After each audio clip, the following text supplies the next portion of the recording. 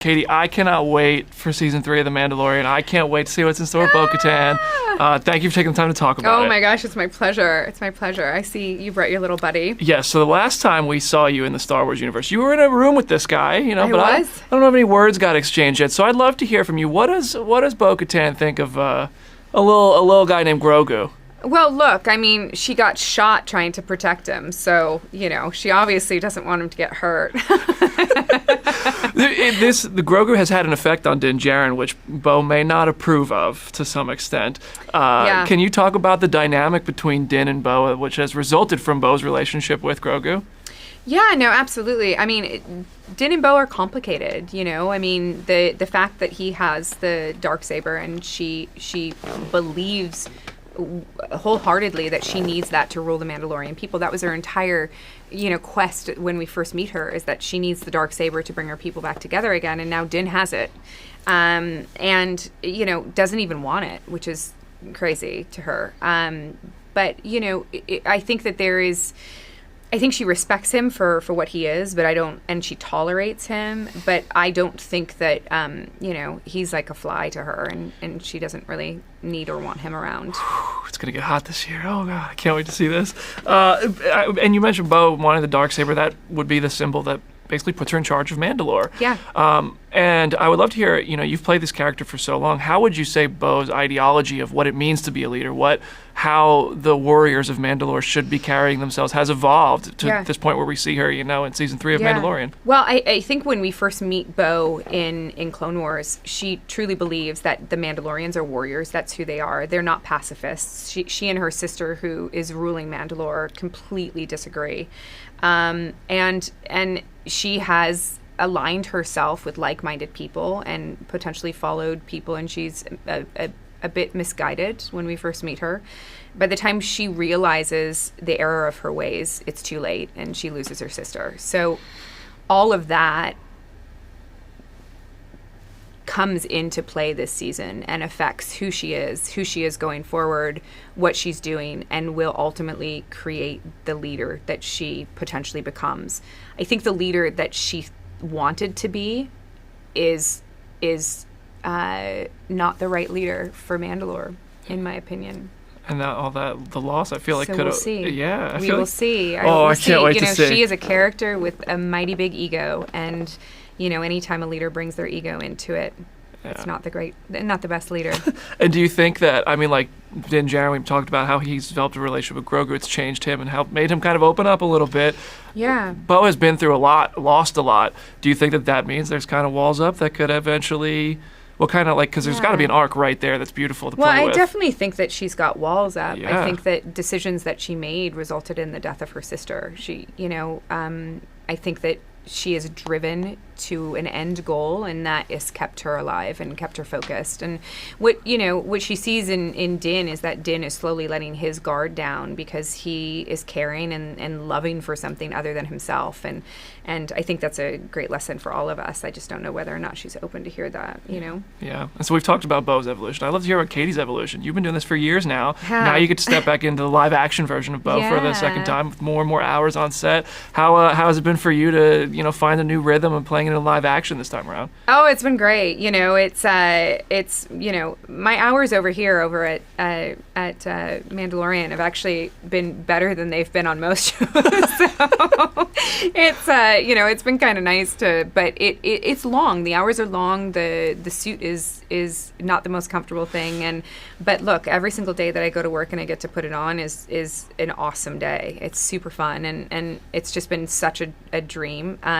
But this goes down as one of like the most uncomfortable suits, and I've had some doozies. How long does it take to put on? So the suit itself, we've got down to like 5 minutes. Because it's a jumpsuit as well. Okay. And so, you know, a girl's got to go to the bathroom. So we've gotten really, really fast. Like, if there's a 5-minute break, we can get this thing off as fast as possible. Like, people are shocked how quick I can actually sprint and get back. But the entire process of getting the hair and the makeup and the suit is like 2 hours. Oh, wow. Well, yeah. It's a long day. Hi, props to you for working that and doing a great job with it. It's living the dream. It's all right. I love your group of the Death Watch and the character, this kind of trio that we met at first. And I'd love to hear on set, is it like, well, we've got our clique, which is the Death Watch. You guys stay over there. Do you guys create any space or anything to make sure that there's a bit of a... I mean, it does feel a little weird when you're like sitting like in the same tent as like Paz and like, you know, the Armorer and Mando, when like you've just like had these like epic discussions about, you know, like whatever. I'm not going to tell you, obviously, but, you know, and then on the other hand, you've got like the three of us. That there's definitely like this feeling of like we hang out together for sure. That's fun. That's fun. I imagine like I've been on sets where people are all in costumes. They're just sitting there texting, dressed as superheroes. It is a little strange sometimes. It is a little strange, especially because, you know, even if we take our suits down to the waist, we all have like these like dickies on, so we all look a little weird. That's fun. So you've been with this for so long. You've interacted with plenty of cast members in live action and in animation, characters that are beloved. Yeah. Is there anybody who you would really love a chance to get to bring back into the fold and say, you know, I'd love to do a scene with them? Yeah, you know, I love the character. I will always love the character of Darth Maul, and I think that Sam Witwer played the heck out of him in animation, so there's nobody quite like Sam to yell Kenobi. So it's pretty amazing.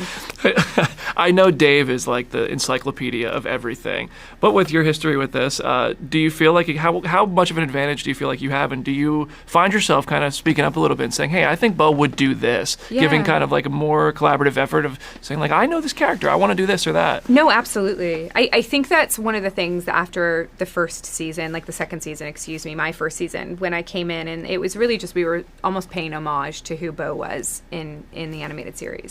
To come back this season and actually take on a bigger role and to feel the collaboration with these two amazing men, and John and Dave and Rick as well, to sit down and actually talk to them about where she's going and where she's been, and then to say to them, you know, I really think that she would do this. I know you guys feel passionately about this, but I feel passionately about this, and it usually ends with a like, let's do it both ways.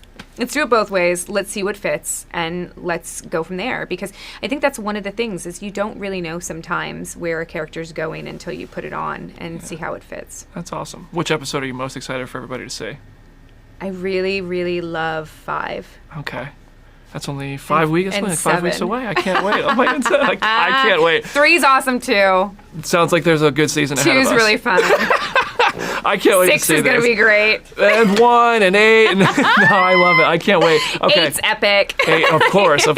So I want to end it with this. What is the one thing that like nobody asks you about that you're like, man, why does nobody ask me about this? Because this is awesome. Oh my gosh. That you're actually able to talk about too. Well, and that's the thing, right? Is that like I cannot talk about anything. I think that the questions that for me that become really, really fun is when people ask about her relationships that she had in Clone Wars that potentially like affect like what is happening in Mandalorian, because that's all the stuff that's in my mind as I'm playing her in Mandalore, and I start to think about all of these things, and they all pepper the person that you're seeing. And so I love to talk about the things that she used to do and the company that she used to keep. I love that. I can't wait to see this show. Thank you so much for taking the time to talk about it. It's going to be fun, I promise. Thank you.